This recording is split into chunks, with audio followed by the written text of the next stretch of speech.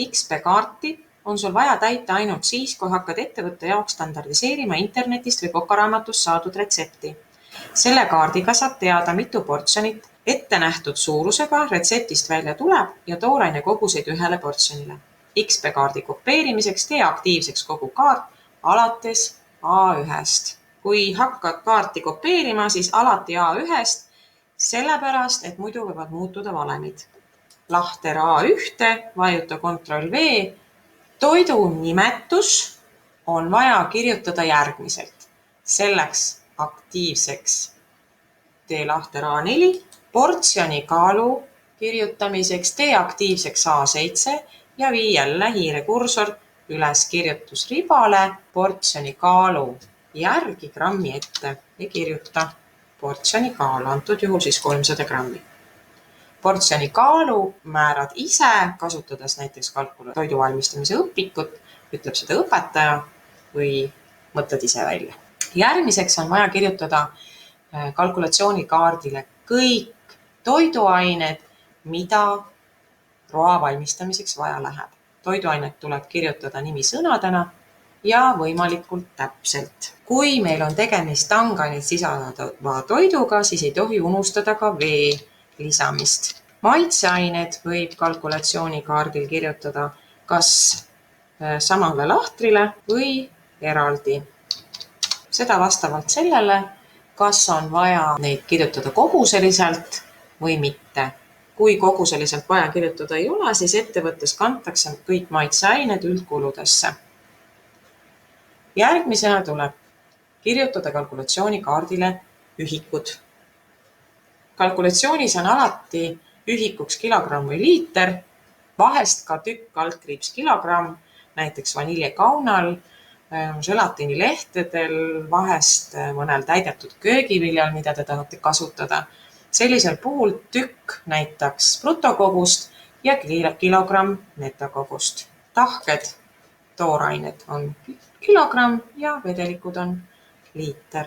Lahtris oleva kilogrammi tähise saab kergesti kopeerida, leides hiirega lahtri paremasse nurka tekkinud ristikese ja hoides vasakut klahvi all ning lohistades allapoole nii kaugele, kui kaugele sul ühikuid on vaja.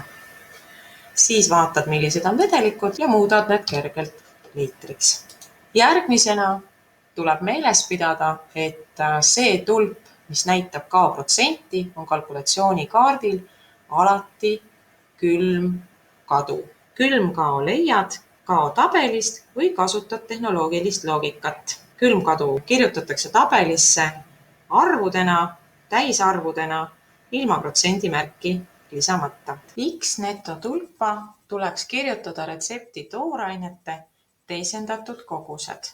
Retsepti olevate toorainete kogused tuleks teisendada kiloks või liitriks, kui retseptis on antud supilusikad, teelusikad, detsiliitrid ja tegemist ei ole vedelikega, siis tuleb kasutada teisendamiseks mahutabeleid. Kui toidus on tangained, siis tuleb kindlasti kalkuleerida roa sisse ka vesi selle arvestusega, mis läheb tangaine paisumiseks ja kui vaja ka konsistentsi loomiseks. Antud hetkel on meil tegemist risottoga ja risotto peaks olema kreemiam ja vedelam kui näiteks, kui me valmistame loffi või pilaffi või mingit muud riisirooga. Klassikaline veearvestus on tangaine netokogus korda 2,5, mis peaks katma ära tangaine paisumise koguse. Antud juhul oleks siis meie veekogus selle valemi järgi 750 milliliitrit ehk 0,750 liitrit. Või kuna me teame, et tegemist see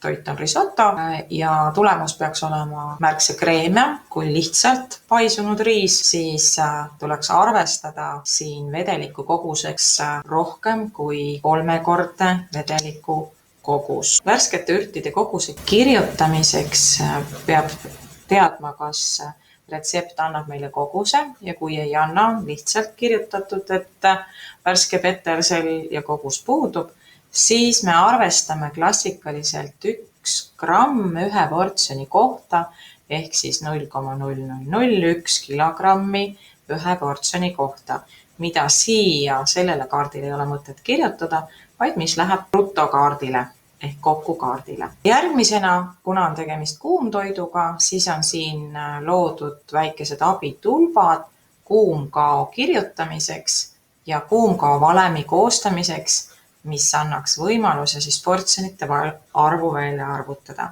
Kuumkaod me leiame samamoodi tabelist või tunneme hästi tehnoloogiat, mõtleme loogiliselt ja kirjutame nad siia sellisel moel ära. Kuumtöödeldud toitudel on olemas ka selline mõiste nagu roa valmistamise üldkadu. Üldkadu tähendab mingisugust kuumtöötlemisprotsessi, kas siis keetmist, küpsetamist või haotamist, kuhu on lisatud siis mingit sorti vedelikku ja selle vedeliku väljaaurumine tuleks kuidagi nagu ära märkida. Ehk nii, nagu ma just ütlesin, siis selline üldkadu läheb klassikalistel toitudel vee ja vedelike arvelt. Teades ka seda, või mis määratlusega nad siis toidus nii-öelda kaduma on määratud. Ehk klassikaline kuumtöötlemise kadu vedelike arvelt on 5–20%.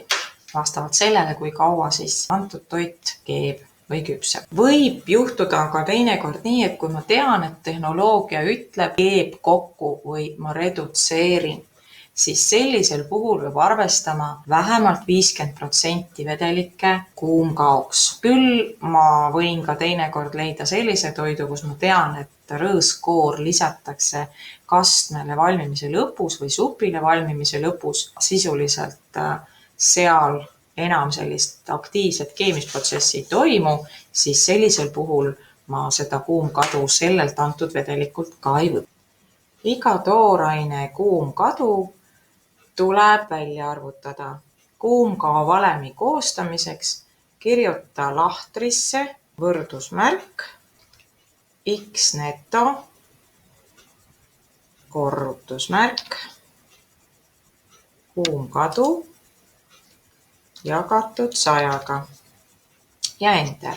Üldkadu võib kasutada ka küpsetiste puhul.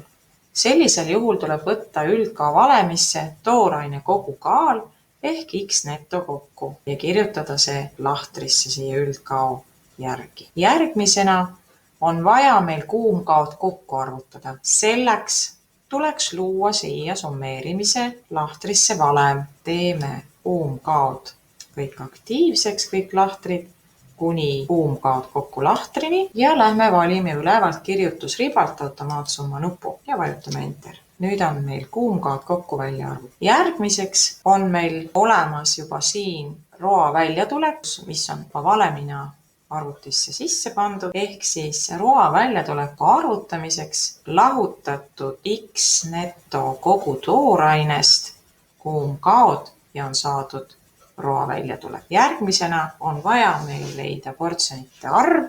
Selleks koostame valemi võrdusmärk roa väljatulek jagatud teisendatud portsjoni kaaluga. Roa väljatulek jagatud teisendatud portsjoni kaaluga. Portsjoni kaal on meil alati grammides. Me teisendame siia valemisse panemiseks ta uuesti kilogrammiks liitriks tagasi ja vajutame enter. Vastuseks saame enamasti komakohaga arvu. Nüüd antud arvu, mis me hetkel saime, on siin 6,8. Kõiki komakohti ei ole mõistlik valmistatavate portsjonite arvuks kirjutada. Ehk siia me peaksime kirjutama portsjonite arvu 1 koht peale koma. Ehk antud juhul 6,8. Ja vajutad enter. Nüüd ongi meil see X-brutokaart täidetud ja meil on kõik tulemused kätte saadud. Ehk programm arvutab toiduainete kogused ühele portsjonile nii netos kui ka brutos. Kindluse saamiseks, et kalkulatsioon on tehtud õigesti, tuleb kontrollida, kas tooraine kokku lahtris ühe neto all olev tooraine kogus on suurem kliendile lubatud portsjoni kaalust. Ehk meil on lubatud antud juhul kliendile 300 grammi risotot taldrikule panna ja meil on toorainet selle panemiseks 0,342 kilogrammi ehk natukene on rohkem, mis näitabki seda, et me oleme selle toidu portsjonile arvestanud juurde kuumkaod või siis toorainest arvestanud kuumkaod maha. Sellega on XP-kaart valmis ja vajalikud tulemused bruto ehk kogu roakaardi täitmiseks on olemas.